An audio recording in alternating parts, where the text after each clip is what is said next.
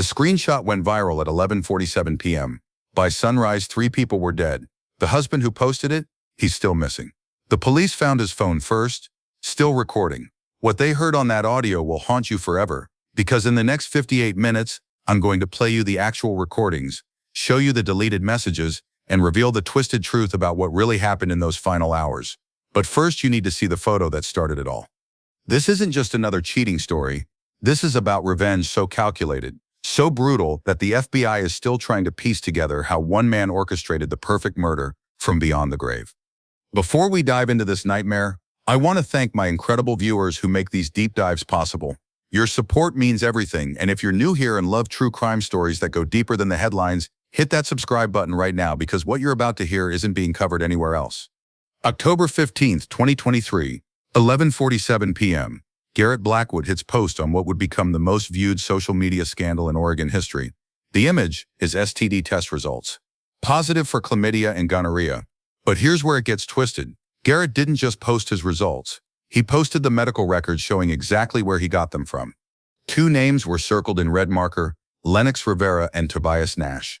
The caption read, "My wife Ophelia thought I wouldn't find out. Ask her about the apartment on Vine Street." Within 30 minutes, the post had 50,000 shares. Within 2 hours, it had crashed 3 different social media platforms. But here's what nobody knew.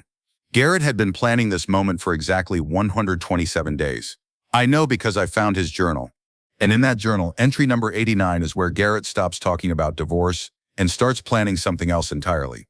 Garrett Blackwood, 34, wasn't your typical revenge story protagonist. Software engineer at Meridian Tech, pulling in 6 figures, lived in a $400,000 house in Beaverton with his wife of 8 years. Neighbors described him as quiet but friendly, the guy who'd shovel your driveway without being asked. But his co-workers tell a different story. Starting in June 2023, Garrett began staying late every night. Not working, researching. His browser history, which I obtained through a source at the FBI, shows over 3,000 searches related to surveillance equipment, hidden cameras, and something that should have been a red flag to everyone around him: how to make untraceable purchases online. His therapist, Dr. Helena Marsh, agreed to speak with me under condition of anonymity.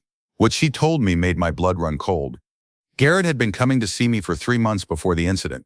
He was obsessed with the idea that his wife was cheating, but it wasn't jealousy driving him. It was this cold, calculated need for what he called perfect justice. In our last session, he said something that still haunts me. "Dr. Marsh, what would you do if you could make someone face the consequences of their actions in front of the whole world and they'd never be able to deny it again?" That session was on October 10th, 5 days before the post went viral. Ophelia Blackwood, 31, taught 3rd grade at Sunset Elementary. Parents loved her. Kids adored her. She organized school fundraisers, volunteered at the animal shelter, had a Pinterest board called Building Our Forever Home filled with nursery designs. But for 8 months, Ophelia had been living a completely different life. It started with Lennox Rivera, a personal trainer at her gym. Classic story: married woman, attentive younger man, late-night sessions that weren't about fitness. But Ophelia didn't stop there. 3 months into the affair with Lennox, she met Tobias Nash at a teachers' conference in Portland. Tobias was everything Garrett wasn't. Spontaneous, artistic, told her she was too beautiful to be trapped in suburban monotony. Here's where it gets complicated. Ophelia rented an apartment on Vine Street under a fake name, Olivia Barrett. She told Lennox that Tobias was her ex-husband she was divorcing. She told Tobias that Lennox was her brother helping her move out.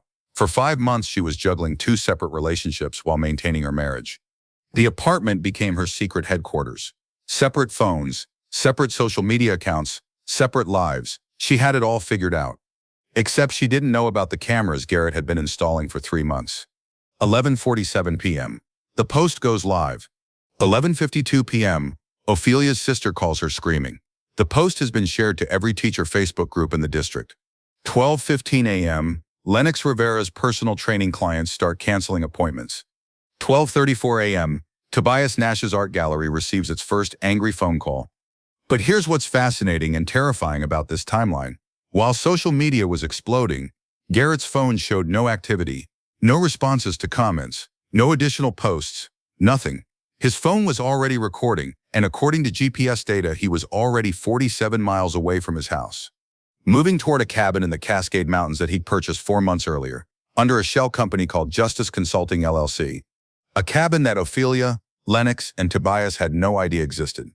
But in the next 15 minutes, I'm going to show you exactly how Garrett lured all three of them there, and why what happened next defies everything we think we know about murder. June 11th, 2023, Garrett's first journal entry. Found the receipt. Vine Street Apartments, $1,200 deposit. Ophelia said she was buying supplies for her classroom. I checked, no classroom supplies, but I did find something else. A second cell phone hidden in her car. This is where most husbands would confront their wives, file for divorce, move on. But Garrett wasn't most husbands.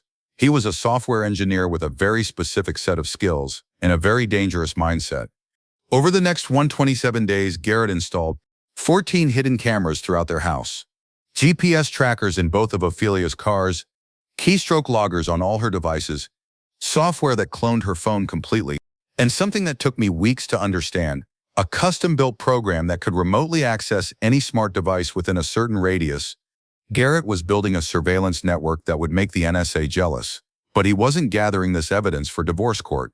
He was gathering it for something much more sinister. Entry 89, dated September 3rd. Divorce isn't justice. Divorce is paperwork. Justice is when someone faces the consequences of their actions in front of everyone they've ever loved. And there's nowhere to hide, nowhere to run, and no way to deny what they've done. Justice is permanent. That's when I realized Garrett wasn't planning to leave Ophelia. He was planning to destroy her. September 15th, 2023, Garrett schedules an STD test, not because he has symptoms, because he needs evidence. His journal entry from that day: if I'm right about what Ophelia's been doing, the medical records will prove it, and medical records don't lie. Medical records can't be deleted, can't be denied, can't be explained away. October 3rd, results come back positive for chlamydia and gonorrhea, multiple strains indicating multiple partners. But here's what's truly chilling. Garrett's response wasn't anger or heartbreak. It was satisfaction. His journal entry from that night: perfect. Now I have the proof, the timeline, and the method. The STD results aren't just evidence. They're my alibi. When the police investigate what's about to happen, they'll see a man who just discovered his wife's infidelity. They'll see passion, rage, a moment of temporary insanity. They won't see the 127 days of planning. Garrett had weaponized his own medical diagnosis, and in 6 days he was going to use it to justify murder. October 10th through 14th, the final countdown. Garrett begins planting digital breadcrumbs that will lead all three of his targets exactly where he wants them. To Ophelia, he sends a text from an anonymous number. Your husband knows about Vine Street. Lennox and Tobias are meeting tonight at the mountain cabin to discuss what to do. Coordinates 453311 to Graham, 121 Fur 1130W. Come alone or everyone finds out about the pregnancy. Wait, what pregnancy? Ophelia wasn't pregnant, but Garrett knew she'd been Googling pregnancy tests for weeks, worried about symptoms that were actually STD related. He used her own paranoia against her. To Lennox Rivera, a different message. Ophelia's husband found out. She's threatening to tell your wife unless you meet her at the cabin. She's already on her way. Handle this or lose everything. To Tobias Nash. Lennox is blackmailing Ophelia. She's agreed to meet him at a cabin to pay him off. She's scared and asked me to bring backup. Here's the address. She doesn't know I'm texting you. 3 different stories, 3 different motivations, but all leading to the same place, a remote cabin that Garrett had been preparing for months. And by 11:47 p.m. on October 15th, when that viral post was destroying their lives online, all 3 of them were already driving toward their deaths. 11:47 p.m. The post goes live. The internet explodes. 11:52 p.m. Ophelia sees the post, panics, and immediately calls both Lennox and Tobias. But here's what she doesn't know. Garrett has been intercepting her calls for months. Every conversation is being recorded. 12:15 a.m. Ophelia receives the anonymous text about the pregnancy and the cabin meeting. She doesn't question it because she's terrified and desperate. 12:23 a.m. Lennox gets his message about blackmail. He's already received 17 angry messages from his wife about the STD post. He'll do anything to contain the damage. 12:34 a.m. Tobias receives his text about backup. He's been in love with Ophelia for months and sees himself as her protector. 12:45 a.m. All 3 cars are on the road, heading toward the mountains. But here's what none of them knew. Garrett was already at the cabin, had been there for over an hour, and he'd spent that time activating what he called the justice protocol. The cabin wasn't just a meeting place, it was a trap. And in the next 20 minutes, I'm going to walk you through exactly how Garrett turned a simple mountain retreat into a high-tech murder machine.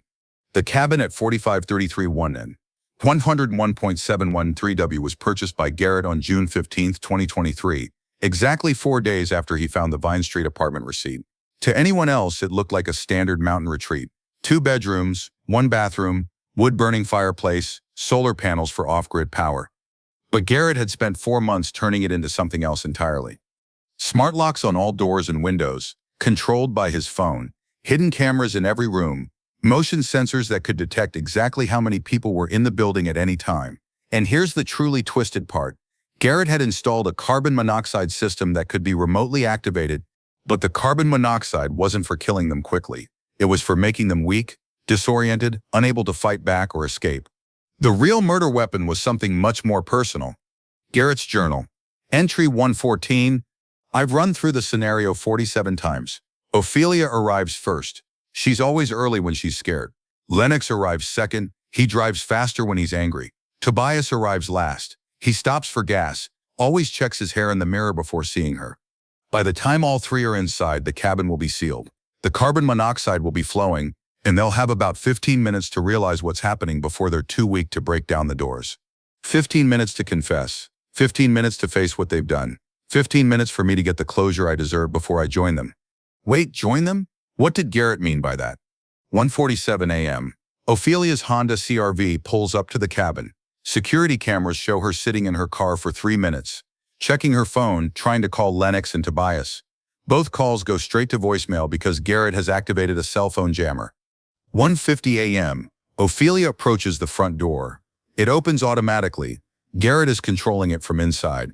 Audio recording captures her voice. Hello? Lennox? Are you here already? This place is creepy as hell. 1:52 a.m. Ophelia enters the cabin. The smart lock immediately seals behind her. 2:03 a.m. Lennox Rivera arrives in his black Ford F-150. He's already drunk. Security footage shows him drinking from a flask before getting out of his truck. He pounds on the door, yelling, "Ophelia, open up. We need to talk about this blackmail bullshit." 2:04 a.m. The door opens. Lennox storms inside. The lock seals again. 2:17 a.m. Tobias Nash arrives in his silver Prius. Unlike the others, he immediately senses something is wrong. Audio captures him on his phone, trying to call 911. "Yeah, hi, I'm at this cabin and something feels really off. My friend asked me to meet her here, but..." The call cuts out. The jammer is working.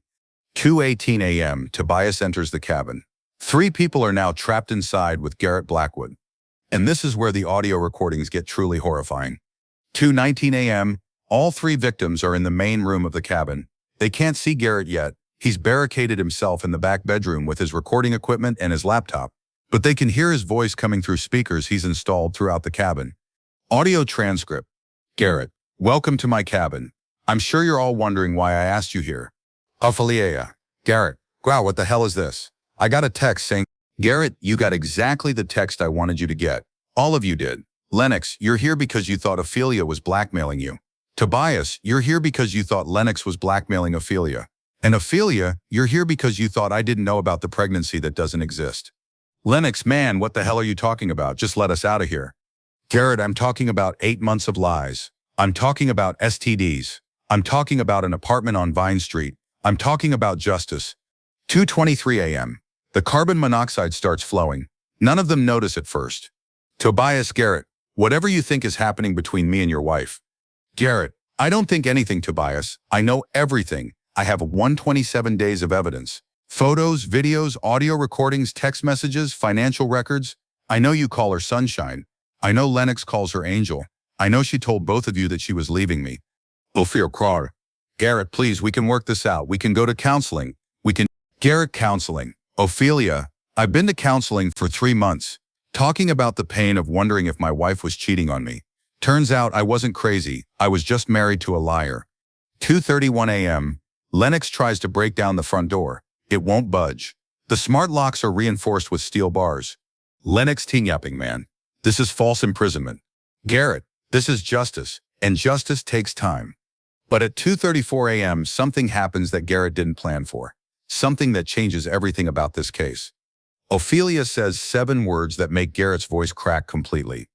I'm pregnant, Garrett. The baby is yours. October 18th, 2023, 3 days after the viral post. Hikers find the cabin. Detective Ray Castellano was first on scene. What he found defied explanation. I've been investigating homicides for 15 years. I've seen domestic violence, murder-suicides, revenge killings, but I've never seen anything like this cabin. 3 bodies in the main room, all showing signs of carbon monoxide poisoning, but also signs of blunt force trauma. And here's what didn't make sense. The murder weapon was covered in everyone's fingerprints, including the victims. The weapon was a fireplace poker, but forensic analysis showed something impossible. The fatal wounds were inflicted after the victims were already unconscious from carbon monoxide. Someone had beaten 3 unconscious people to death. But here's where it gets truly bizarre.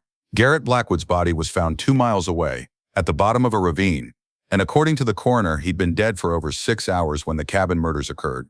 How do you kill 3 people when you're already dead? Dr. Patricia Wong, the county coroner, explained the timeline that broke this case wide open. Garrett Blackwood died at approximately 11:30 p.m. on October 15th, 17 minutes before his viral post went live. Cause of death, intentional overdose of barbiturates mixed with alcohol. He left a suicide note on his phone, timed to send at midnight. But the cabin murders happened between 2:30 and 3:15 a.m. on October 16th. The FBI's digital forensics team discovered the truth. Garrett had programmed his entire revenge plot to run automatically. Every text message, every social media post, every cabin system, it was all controlled by custom software that activated after his death. Agent Lisa Chen, FBI Cybercrime Division. Garrett Blackwood essentially programmed his own ghost. The cabin's smart systems were designed to execute a specific sequence of events once his phone's biometric scanner detected he was deceased. The carbon monoxide, the locked doors, even the audio playback, it was all automated. But here's what really happened in that cabin, and why 3 people ended up beaten to death instead of just poison.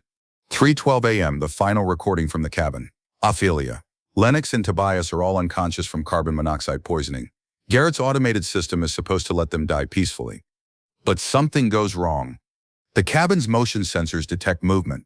One of them, the coroner believes it was Ophelia, regains consciousness briefly. In her confused, poisoned state, she finds the fireplace poker and begins swinging wildly, trying to break windows, trying to escape. The security footage shows her accidentally striking Lennox and Tobias while they're unconscious. But she's too weak from the carbon monoxide to control her movements. The blows are fatal. In her final moments, Ophelia realizes what's happening. The last audio captured from the cabin is her voice, weak and fading. Garrett, the baby. I wasn't lying about the baby. The motion sensors detect no movement after 3:17 a.m. 3 people are dead. The man who killed them died hours before they did. And the pregnancy test found in Ophelia's purse? Positive, 8 weeks along. Garrett had murdered his own unborn child along with everyone else. The Blackwood cabin murders changed how law enforcement investigates technology-assisted homicides. Garrett's case established legal precedent for posthumous murder using automated systems to kill after the perpetrator's death. The families of Lennox Rivera and Tobias Nash filed wrongful death lawsuits against Garrett's estate. They won, but money can't bring back their sons. Ophelia's parents buried her and her unborn child together. The headstone reads, Ophelia Barrett Blackwood and baby Blackwood, beloved daughter and grandchild, forever in our hearts. But the story doesn't end there. FBI cybercrime investigators found evidence that Garrett had been in contact with 3 other men planning similar revenge plots, men who had been studying his methods, his technology, his psychological profile. The FBI calls them digital widowers, husbands who use technology to orchestrate perfect murders from beyond the grave. As of 2024, there have been 7 similar cases across the United States. All of them use Garrett's blueprint. Every smart device in your home can be weaponized. Every automated system can be programmed for murder. Garrett Blackwood proved that death doesn't end revenge. It perfects it. If you're living in a smart home with someone who has technical skills and access to your devices, and you're thinking about cheating, leaving, or betraying them in any way, remember Garrett's story. Because in the digital age, your killer doesn't even have to be alive to destroy you. This case changed how police investigate tech-assisted murders forever. If this story shook you to your core, smash that like button and subscribe because I've got 3 more digital murder cases dropping next week. And in the comments below, tell me, do you think Garrett was a victim of betrayal, who deserved justice, or a monster who used technology to commit the perfect murder? The FBI is still asking that same question. Thanks for watching, and remember, in the digital age, your smart home might be smarter than you think.